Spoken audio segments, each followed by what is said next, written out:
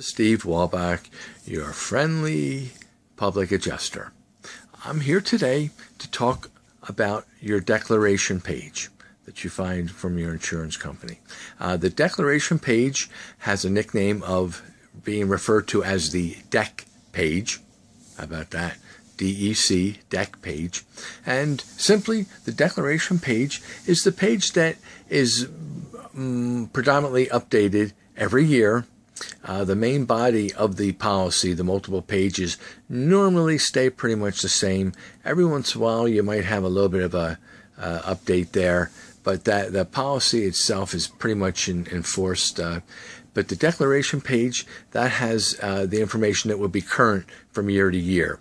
What is found on a declaration page is, first of all, the name of the insured. That would be your name, husband and wife, or if it's just a single person, that would be on there. The address of the property would be on there. That would be good to know what property we're actually insuring, huh? Sometimes it gives a very, very brief description of what the physical building is comprised of. It may say single-family dwelling, a frame, or it might say masonry, and something along those lines. Also, what is on there would be your deductible, which we've talked about in the past. Sure, we got to have the deductible on there. It's going to have the term, from what month of the year to 1 year from there. So, if it'd be August 2016 to August 2017 would be the duration of what this policy would be in effect. And then it's broken into two levels. Well, actually, let me not forget the mortgage company. If there's a lender on this property, that would also be contained on there. That would give the name of the lender, would give the loan number, which is very important. And since we're talking about that, let's stay focused for a second.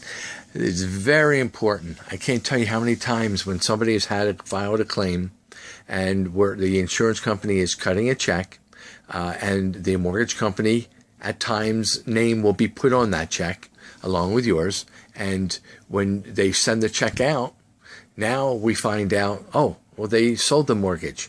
They don't hold it any longer. They have nothing to do with this property. That check is no good.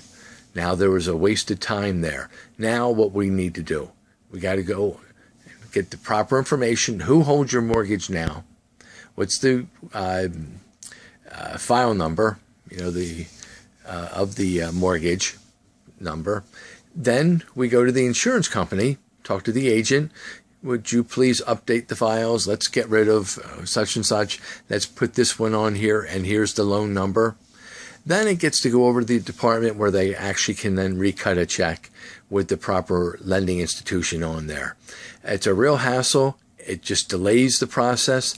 If you've been notified in the past that your mortgage has been sold, or if you've taken out a second loan, at times it's important that they have that as well. So you need to let them know about that. And I'm referring, of course, to the mortgage, the insurance company. Let them know that, you do have a different lender now and with a different loan number, so that can go smoothly. So that type of information is found on there. Now, the body itself is split into two sections. You have Section 1 and Section 2. There you go. In Section 1, which is what a public adjuster deals with, Section 2 deals with a lot of liability issues, that somebody coming on your property and getting injured over something, tripping, falling, what have you. That is more of a liability issue. That's nothing that a public adjuster gets involved with. We're going to stay in Section 1. And under Section 1, you have 4 parts. You have A, B, C, and D. A is, of course, known as the dwelling. The dwelling is, there's a dollar value next to each one of these, A, B, C, and D. That is the largest number. That number actually represents what would be maximum payout if a horrible accident would happen and your house were to be burned down, or an explosion and it was just destroyed. That would be the maximum dollar amount that would be paid to rebuild the property. B is known as other structures. Other structures are simply a detached garage. It could be a swimming pool, a detached deck. Fences sometimes are other structures. So that would fall under that category. There's a dollar value for that, a maximum that would be paid. And then you have to come to Section C. Section C would be contents or some policies listed as personal property. The best way to define personal property would be if we were to lift your house up. It might take a couple people, but we'll pick up the house. We're going to flip it upside down. Whatever now falls to the floor, that is known as personal property or personal contents. That would then be covered with a certain dollar value. Now that you always want to be as high as possible. You don't want a low number there by any means. You want that to be high. And if you do have a low number, that's something you should be talking to your insurance agent about, that we need to get that up. You want that high. And last but not least would be loss of use. Loss of use, very simply, would be a situation where something were to happen in the house. You're not able to live there. Maybe you have just one bathroom and that's not functioning. The bathroom's being ripped apart. You had some issues there and contractors are in there working on that. So you need to live somewhere else in the meantime while things are being corrected. That loss of use gives you a dollar value that would be paid out, that would be over and above what your normal costs are of living, to have to stay into another location. We won't go into all the particulars on that, but basically that's what that does for you there. So you have your 4 sections, and something else that you will find on that page would be possibly some endorsements. You have a situation where, say, water backup, sewer backup. Sometimes insurance companies will actually list some of your common situations that have not been covered. It's letting you know, hey, look, you don't have coverage for this. You don't have coverage for this. This is not protected. It'll give you some food for thought that, maybe should I have some coverage here? You can opt into that. Endorsements. So let's say, for example, you have a sump pump and you'd like to endorse that. That means that you would like to have coverage on that. You would do that, and therefore that would be reflected on that declaration page that you do have full coverage now, that is endorsed. So that's important. It also does give you information as far as some of the other coverages that you would have that are pretty standard.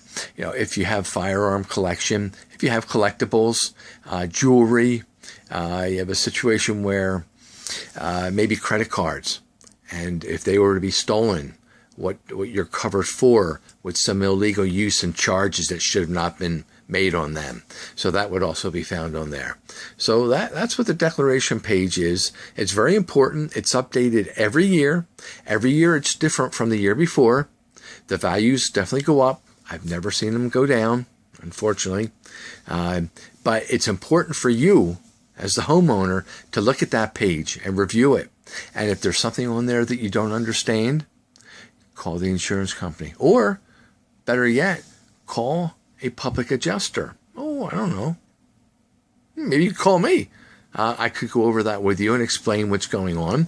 And if we don't like what has changed, I could give you some advice to talk to the insurance agent and ask about doing something different. And, of course, if they're not able to go along with that, then you may need to make some decisions. Will you accept that, or do we need to maybe move on and get coverage through another carrier? So anyway, that is what a declaration page, also known as the deck page. I want to thank you for being with me today. I hope that you learned something. And if you did, would you please share it? If you did, would you please like it?